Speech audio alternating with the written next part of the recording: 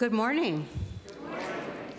My name is Susan Takaw, and I'm a member of our Board of Trustees here at MLUC.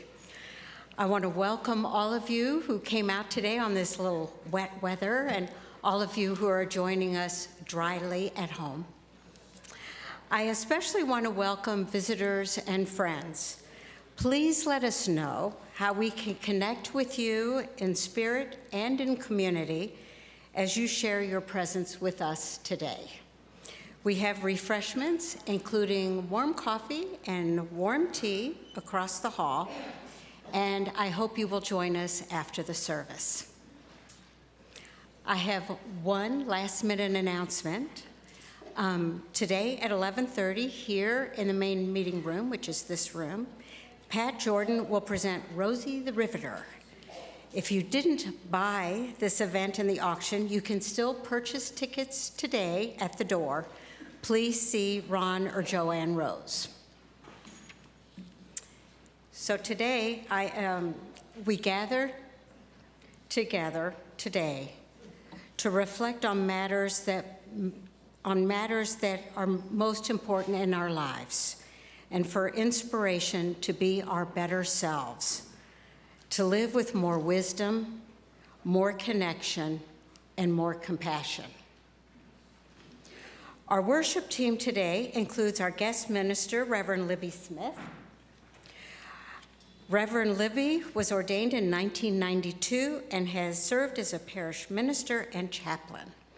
Now that she's retired from congregational work, she sees her work as a part-time patchwork ministry of trying to say yes, made up mostly of guest preaching and rites of passage.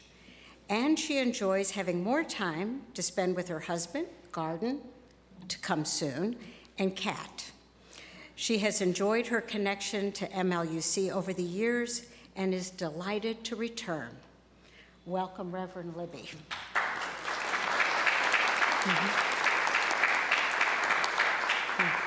We also have our Director of Learning and Family Ministries, Dawn Star Saras Borschelt, leading our time for our all ages, and our Director of Music, David Brown, on percussion, mandolin, and violin, and Jody Brown on piano and percussion.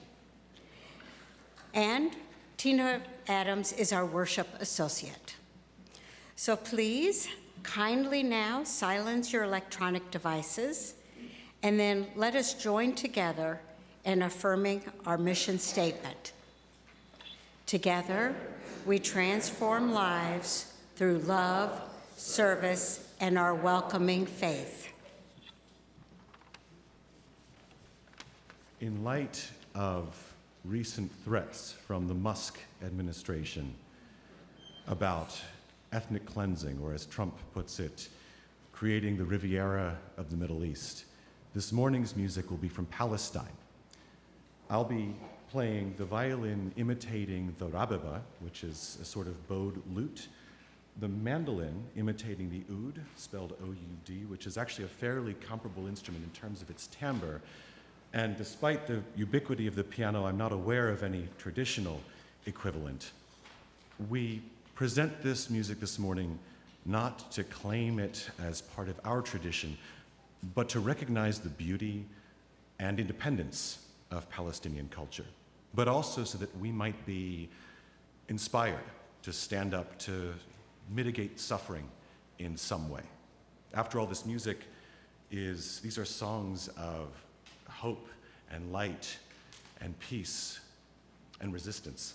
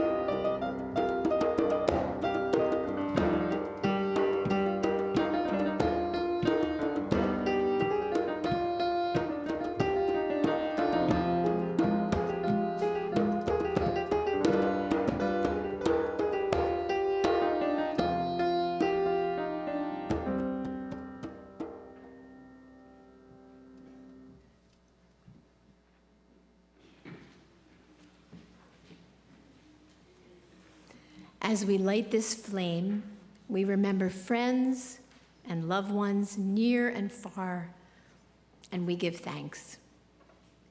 As the fire burns brightly, we open our minds and hearts to new ways of being, and we feel alive. As the room glows with warmth and kindness, we extend our circle ever wider to welcome those who want to come in, and we know love. Please rise in body or in spirit as we sing our opening hymn, number 346, Come Sing a Song with Me.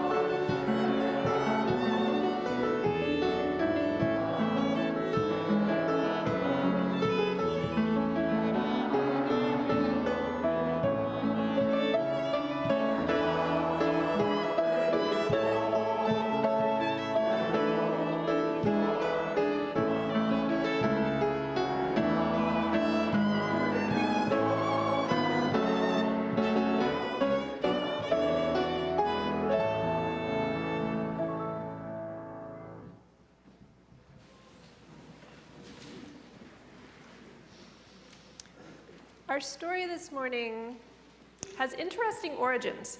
It is probably from somewhere in Asia, but the first place it was published in the West was in the mid-1800s in the Netherlands, where it was part of a novel written as a protest against the horrible things that Dutch colonists were doing to the local populace on coffee plantations in Java.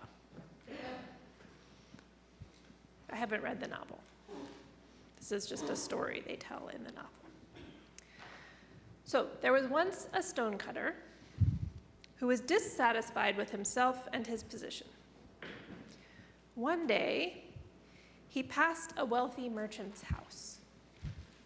Through the open gateway, he saw many fine possessions and important visitors. How powerful that merchant must be, thought the stonecutter. He became very envious, and he wished that he could be like that merchant. To his very great surprise, he suddenly became the merchant, enjoying more luxuries and power than he had ever imagined, but envied and detested by those less wealthy than himself. Soon a high official passed by, carried in a sedan chair, accompanied by attendants and escorted by soldiers, beating gongs, boom, boom, boom. Everyone, no matter how wealthy, had to bow low before the procession. How powerful that official is, he thought. And I mean, if I were him, I would start to wonder at this point, like, why are my wishes working? But that does not appear to have crossed his mind. So I wish that I could be a high official.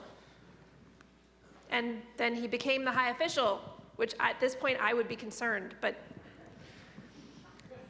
he was carried I guess he's just really happy about the power. So he's carried everywhere in his embroidered sedan chair and feared and hated by the people all around him. But it was hot, it was summer, and so he felt very uncomfortable in the sticky sedan chair. He looked up at the sun. Okay, I cannot see the sun, it is too cloudy, but we can imagine. It shone proudly in the sky, unaffected by his presence. How powerful the sun is, he thought. I wish that I could be the sun. Do you start to see a pattern here? He never feels like he's enough or like he has enough. He always wants to be the thing that's bigger or more powerful. So he became the sun, shining fiercely down on the fields, scorching everyone, cursed by the farmers and the laborers. But a huge black cloud moved between him and the earth so that his light could no longer shine on everything below. How powerful that storm cloud is, he thought. I wish I could be that cloud. Also, I feel like you should think a little bit about what the thing you're wishing you could be is. Then he became the cloud, flooding the fields and villages, shouted at by everyone. But soon he found that he was being pushed away by some great force and realized that it was the wind. How powerful the wind is, he thought. I wish I could be the wind. And he became the wind, blowing tiles off the roofs of houses, uprooting trees, feared and hated by all below him. But after a while, he pushed up against something that wouldn't move, no matter how forcefully he blew against it. A huge, towering rock. How powerful that rock is, he thought. I wish that I could be a rock. And then he became that rock, more powerful than anything else on earth, he thought. But as he stood there, he heard the sound of a hammer pounding a chisel into the hard surface and felt himself being changed. What could be more powerful than I, the rock, he thought. And he looked down and saw far below him the figure of a stonecutter. Children and youth can go to their classes. If you are in 6th grade and up, you probably know where you're going, but ask me if you don't. And if you're younger than that, meet me in the hallway.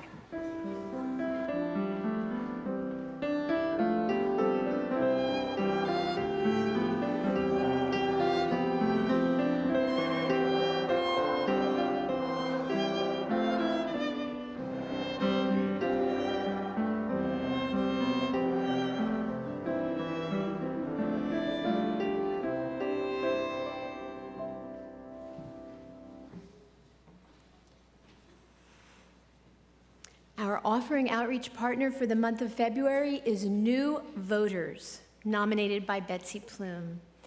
In 2016, at just 16 years of age, Genevieve Rao, feeling helpless as the presidential election unfolded, was inspired to transform her Conestoga High School club, whose mission was registering eligible students to vote, into a nonprofit organization named New Voters.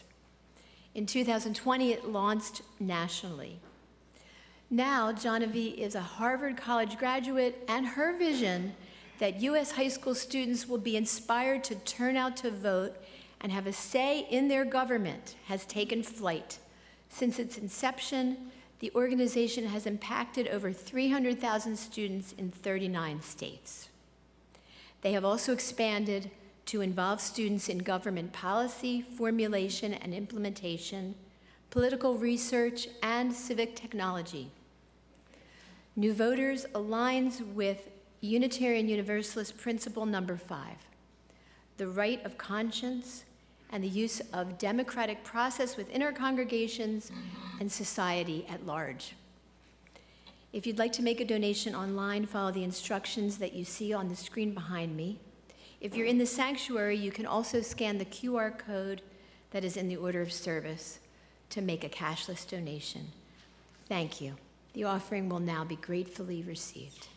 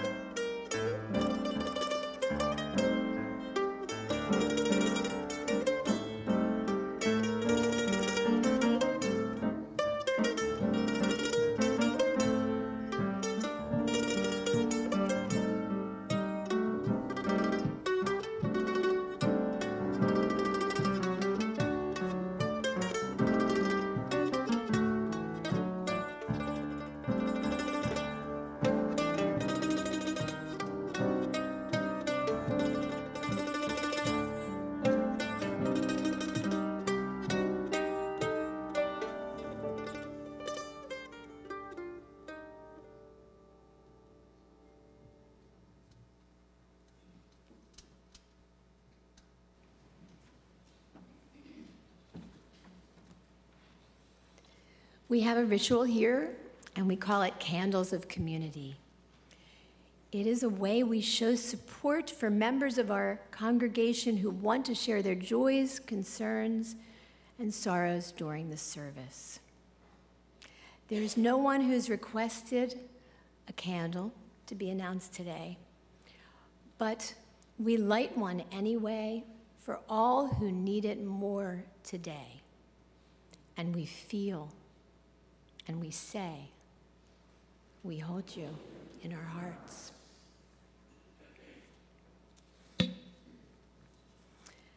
Now, a reading from the teachings of Father Richard Rohr.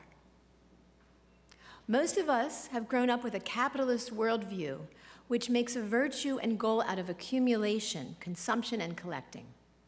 It has taught us to assume, quite falsely, that more is better. It's hard for us to recognize this unsustainable and unhappy trap because it's the only game in town. Franciscan spirituality asks us to let go, to recognize that there is enough to go around to meet everyone's need, but not everyone's greed. Saint Francis of Assisi, knew that climbing ladders to nowhere would never make us happy, nor create peace and justice on this earth. Too many have to stay at the bottom of the ladder so some can be on the top. Living simply helps level the playing field and offers abundance and enoughness to all, regardless of our status or state of belonging to religion or group. And now, a Zen teaching tale retold. Ryokan, a Zen master, lived the simplest kind of life in a little hut at the foot of a mountain. One evening, a thief visited the hut, only to discover there was nothing to steal. Ryokan returned and caught him. "You have come a long way to visit me," he told the prowler, "and you should not return empty-handed. Please take my clothes as a gift." The thief was bewildered. He took the clothes and slunk away. Ryokan sat naked, watching the moon. Poor fellow, he mused. I wish I could give him this beautiful moon.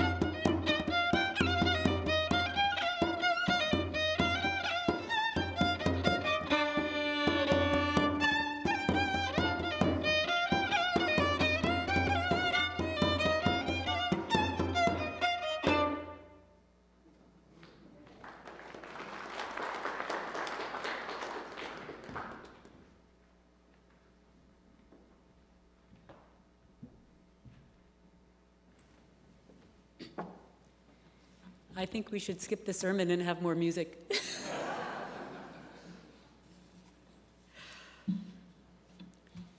It's lovely to be back with you. And I struggled with this sermon.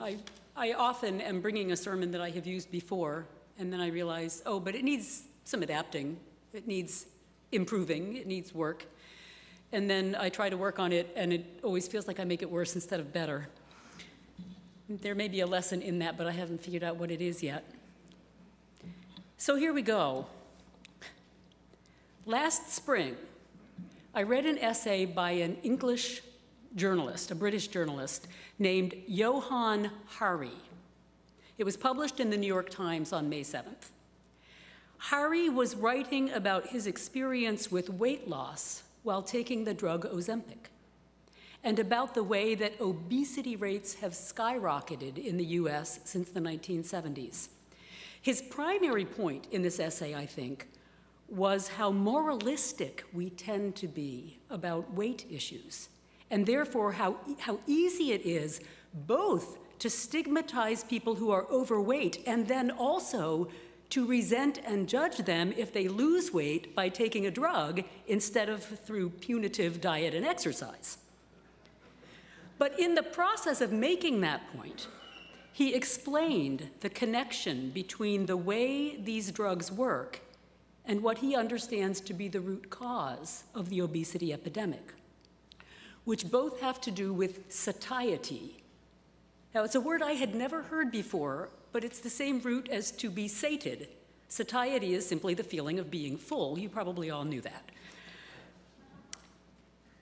So satiety is that sense of having had enough, feeling full and therefore not wanting more.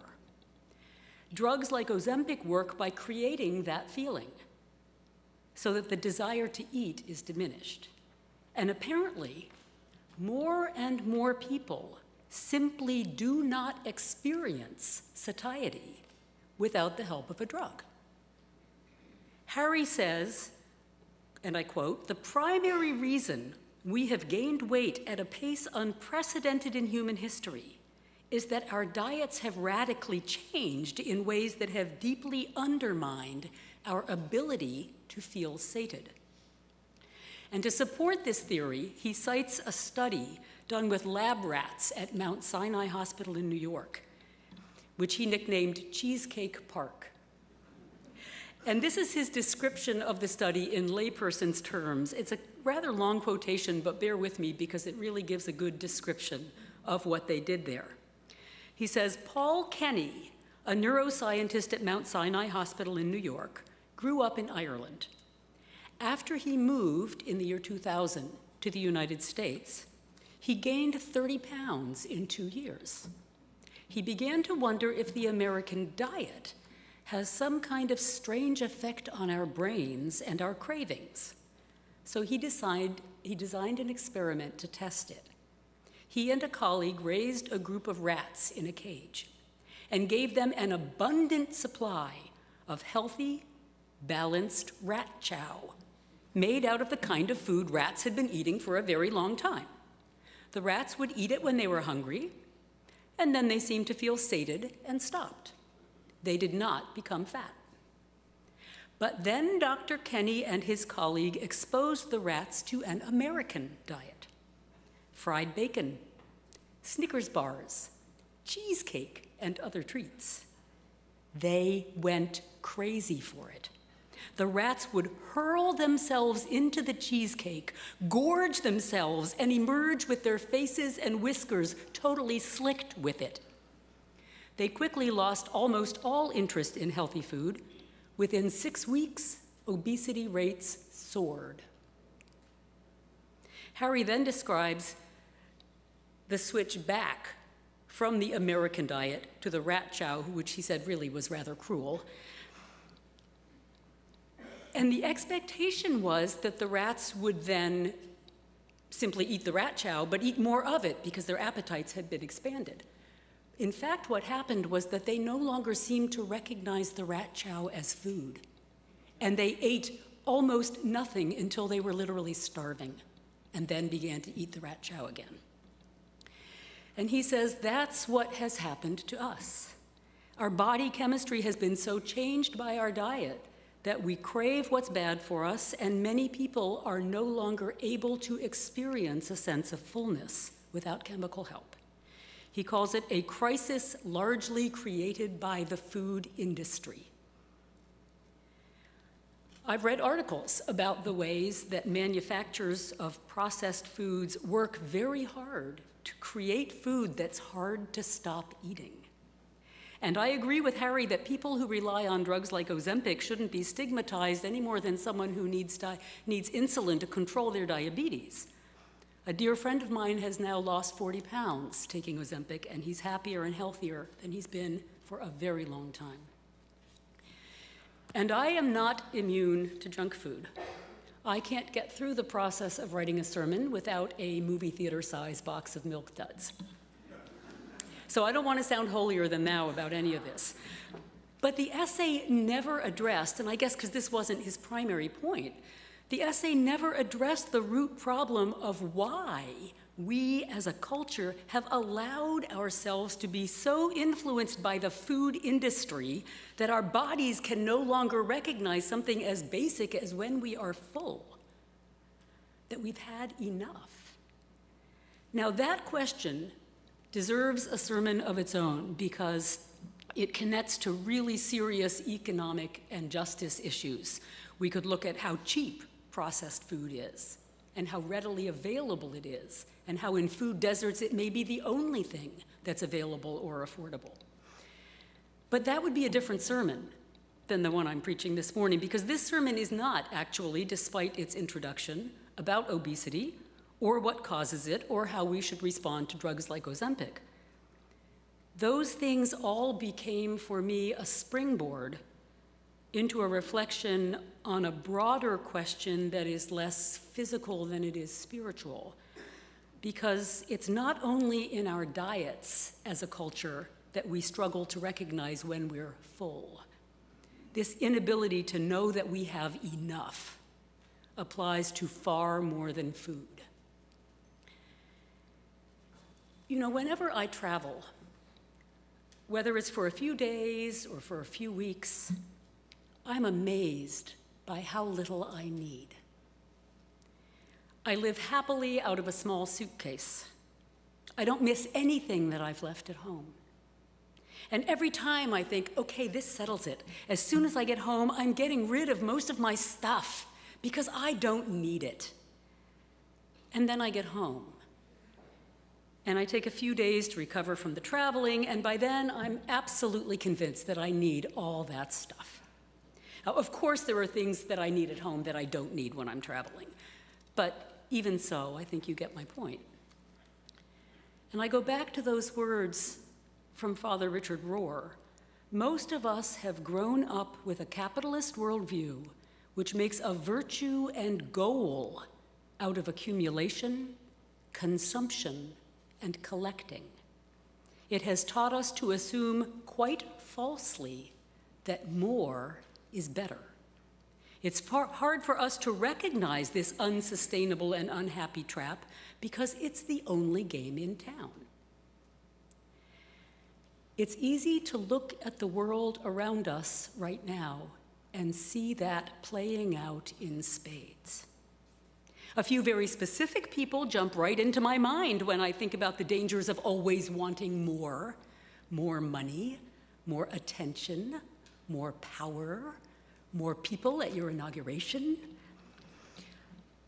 It's very easy for me to point my finger at some of those very high-profile specific people and say, they're the problem. And I don't mind saying that I do think they're a problem. I think they're a serious problem, and I think we all need to be speaking up and taking action about some of those problems. But they are not the only problem. They are just the poster children of a much more widespread disease. I am caught up in the same dynamic, and I'm willing to bet that many of you are too. My love of acquisition may not be quite on the same level as some of the folks who are in the news every day, but I am not immune. A few weeks ago, my husband and I were restless. The rain had wiped out our plans for the day, and we felt housebound and cranky. We could have done any number of things, but what did we do? We went shopping. We went on a thrift shopping expedition. We didn't buy much, but that wasn't the point. The point is that we used buying stuff as our entertainment. I'm sure you've all heard the term retail therapy. We boost our spirits by acquiring stuff. Now, I am a knitter. Actually, it's more accurate to say that I am a yarn collector. I do knit occasionally, but oh, how I love yarn. Whenever I need a break from working on a sermon, perhaps when I've run out of milk duds, I browse through the yarn offerings on eBay. It's amazing the bargains you can find, especially when serious knitters have decided it's time to de-stash their luxury yarn. Stash is the word we use for the stockpile of yarn that we have just waiting for the right project to emerge. Now, there's an acronym in the knitting world, SABLE. It stands for Stash Acquisition Beyond Life Expectancy. Almost every serious knitter I know has reached SABLE. I have reached SABLE at least 3 times over. If I live to be 300, I will never use all my yarn. And yet, when I discovered that a local auction house was featuring large lots of very high-end yarn, I ended up bidding on and winning 2 lots of more than 30 skeins each. Because it was beautiful. And because when I figured the price per skein, it was an unbelievable bargain. My very wise mother, who died 8 years ago, would have been appalled. Her life mantra was, it's not a bargain if you don't need it. But it can be very hard for many of us to separate need from want, to know when we have enough, to realize that we're full. Now, it's easy for me to justify my stuff. I don't buy expensive stuff.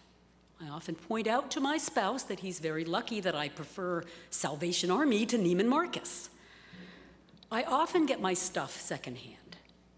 Other people have so much more stuff than I do. Mine hardly counts. If all the really rich people in the world would share their wealth, I wouldn't need to share mine. There'd be plenty to go around. I can come up with lots of reasons why I'm not the problem. But all of that misses the point. Even if it's true, and I'm not sure all of that's true, it misses the point. In fact, it misses 2 points.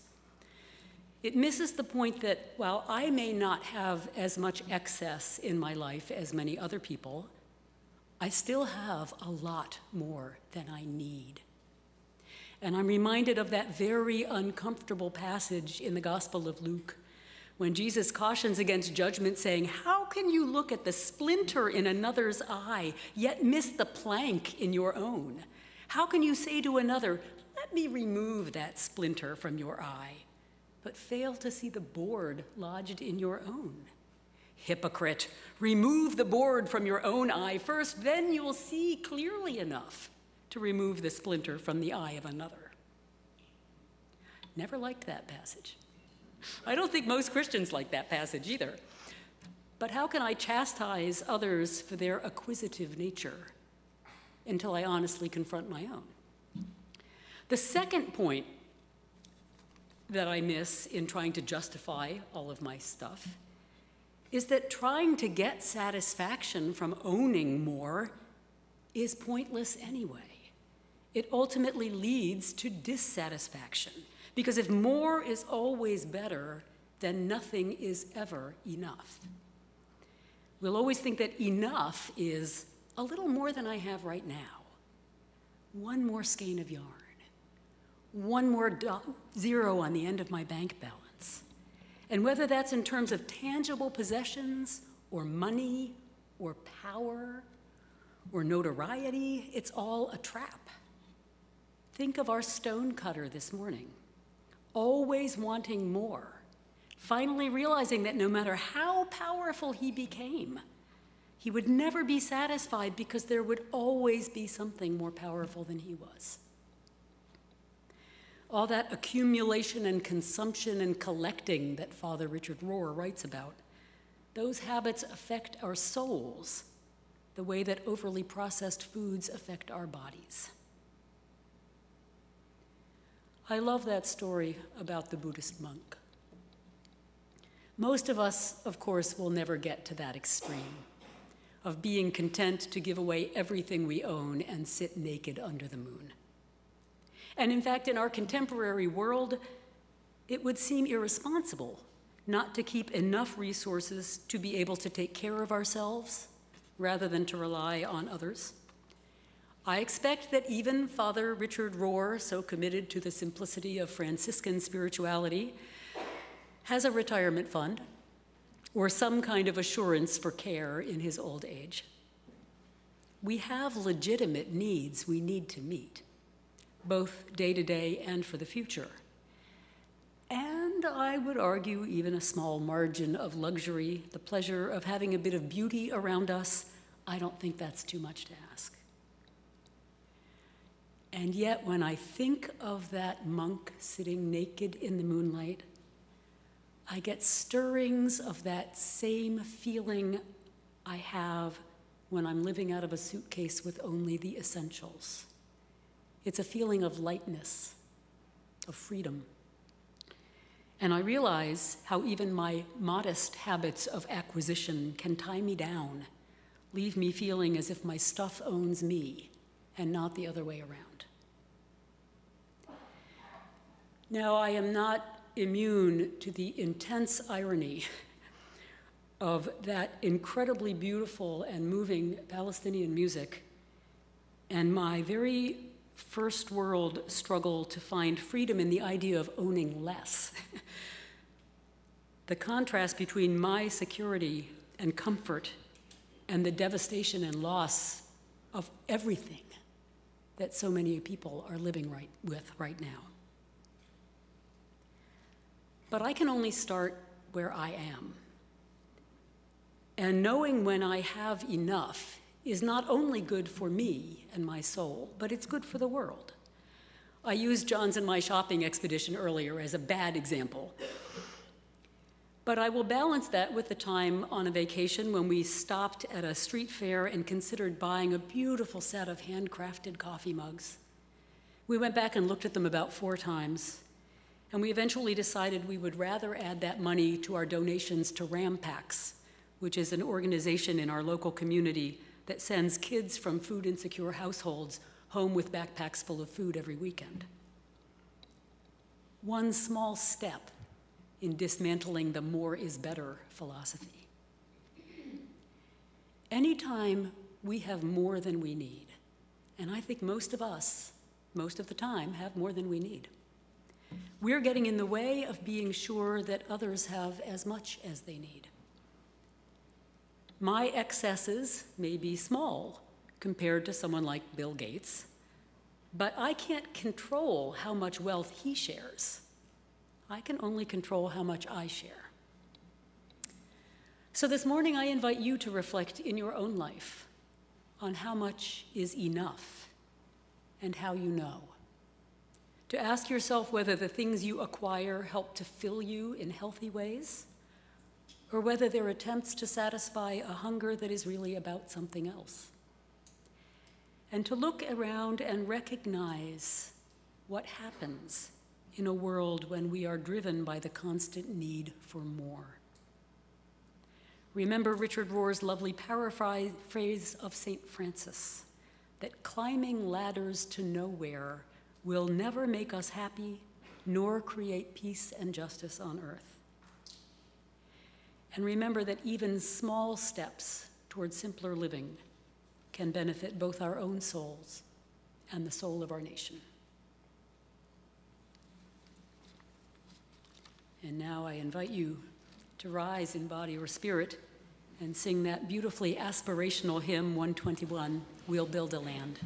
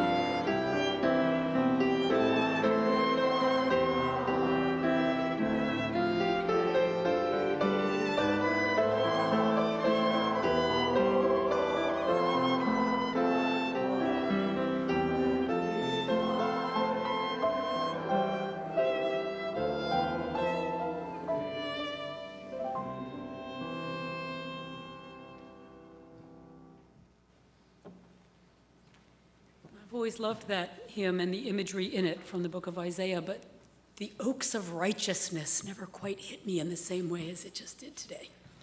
Words of benediction from the Reverend Sam Trumbore. Go forth in simplicity. Find and walk the path that leads to compassion and wisdom, that leads to happiness, peace, and ease. Welcome the stranger and open your heart to a world in need of healing. Be courageous before the forces of hate. Hold and embody a vision of the common good that serves the needs of all people. And now I invite us to be seated to enjoy and to participate in the postlude. Ya Rabba Salami, Terelena Salam. Ya Rabba Salami, Imla Kulubala Salam. Ya Rabba Salami, Teretena Salam. Ya Rabba Salami, Imla Kalubana Salam. Ya Rabba Salami, Teralena Salam.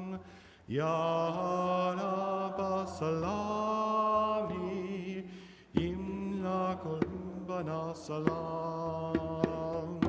Ya Rabba Salami, Teralena Salam. Ya Rabba Salami, Imla Kalubana Salam.